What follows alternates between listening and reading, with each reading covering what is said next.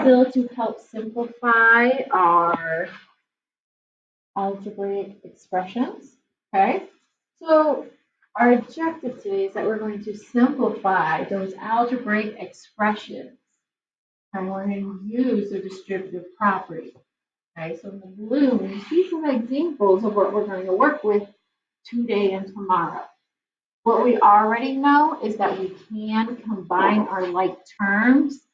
So like I could combine my 3m and my positive 5m.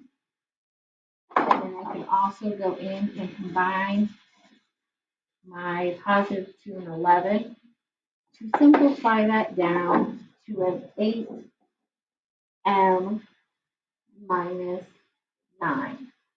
Okay, that's what we're trying to do. Take an expression that has multiple terms and simplify them or combining the like terms to make it smaller. Okay, but that's what we focused on last week before we went on break. And we want to be able to do this because up in the clouds, you see what we're going to be doing next year. You're going to have complex expressions and equations that are going to have where you need to use distributive property. Okay? So if you need to print out your notes.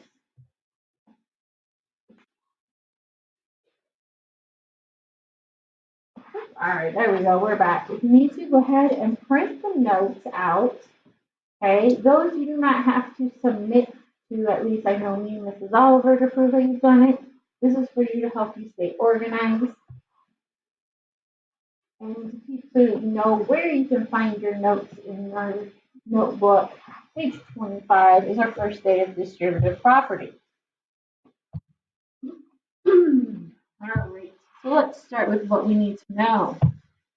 Distribute means to give fairly. You're giving an equal amount.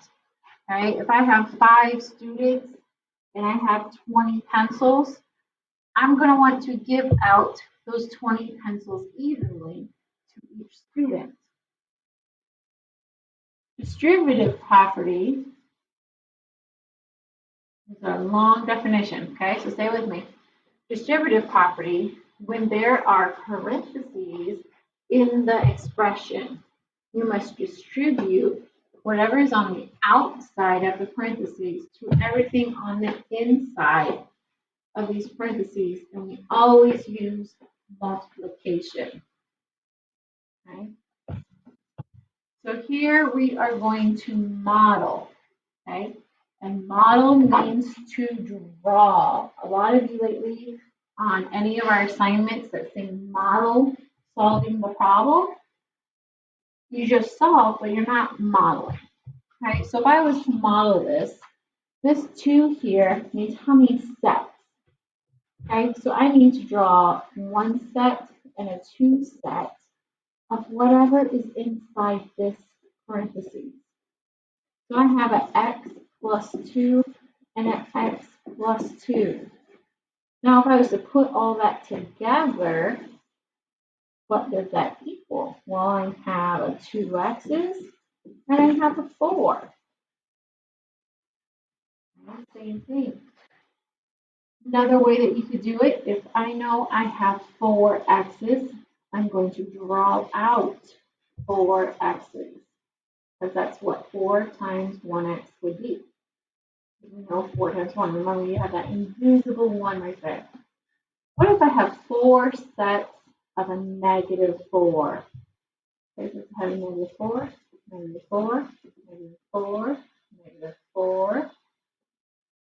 What do we end up with all together? Well, I end up with 4 x's, and then skip count by 4. If I keep decreasing on my number line, I go from negative 4 to negative 8, negative 12, and negative 16. Okay. Now, sometimes, and not very too often, you do see where we have what we need to distribute on the back side of the parentheses. Okay, it means the same thing. I have 3 sets of this 2x and plus 5. So if I have 3 sets of those, how many x's do I actually have? 2, 4, 6. So that's my 6x. 5, 10, 15 plus my 15. Right? Now remember when we multiply by negatives? Okay, that means I also am doing the opposite of what I have. So the opposite of a negative 3x is a positive 3x. I'm putting two sets of 3x. But then the opposite of a positive 3 is a negative 3. So altogether I have a 6x but minus 6. Alright, if you need to, pause this, finish it up, and then glue it into your book. Okay. Now let's talk about how we can do this without drawing. Because when you get to problems like 2 and 4, you don't want to draw 8 sets of 7 monkeys and 3 nectarines. And also you don't want to draw a half of 5. Let's talk about how we can really simplify this. Okay, so if I am multiplying and distributing this 6 to everything inside this term, it means I have to take 2 times a 1a, and I'm only drawing the 1 this time to remind you that there is a visible 1 if there is no coefficient in front of the variable. Plus, what is 6 times 4? Okay, that's our first step, showing that I'm distributing this value of 6 outside the parentheses to each term inside the parentheses. All right, so that means I really have 6 apples plus 24. And that's my final answer. All right, no need to really complicate it. Okay, it's multiplication, and as long as you pay attention to your symbols, you're going to be able to do your multiplication easily. All right, so number 2, this time my 8 is on the back side, but I'm still using multiplication. I'm still going to take my 8 times 7 monkeys and my 8 times my 3 nectarines. Okay? If I have 8 friends and each friend has 7 monkeys, how many monkeys are there in total? Well, we would say are 56. Okay? If I have 8 friends that have 3 nectarines, how many nectarines are there altogether? There are 24 nectarines. Okay? All right, now let's talk about for multiplying with negatives again.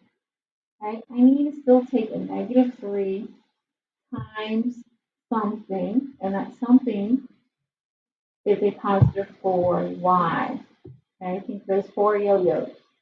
You owe 4 yo-yos to 3 different people. That means you owe 12 yo-yos.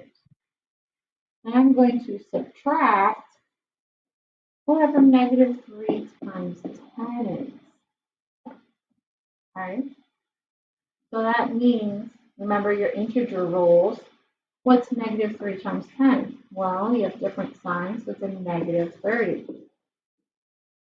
And a better way to write this when you're actually simplifying it out is to put a negative 12y and then add your opposite of adding a 30.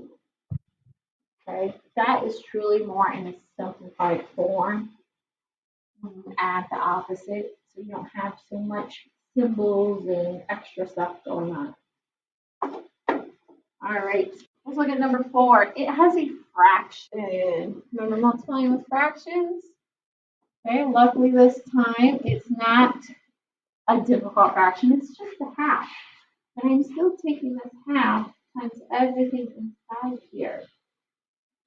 Okay, I have a half times 5w minus a half times 4. Okay, and if you were to multiply it out, you have a 5 over 2, which really is 2.5 W plus and half of 4. One that plus minus. Oh, no, still covered. There we go. Pick up the purple. Minus and half of 4 we said is 2. And that is your final answer.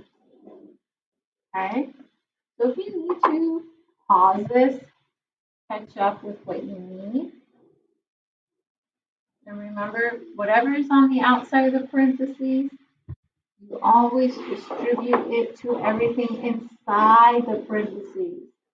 And we don't know the values of these variables right now, so we kind of just keep them where they're at. We can't combine them, so we just keep them where they're at. All right, our homework. Right, I'm going to do a couple just so you know what we are expecting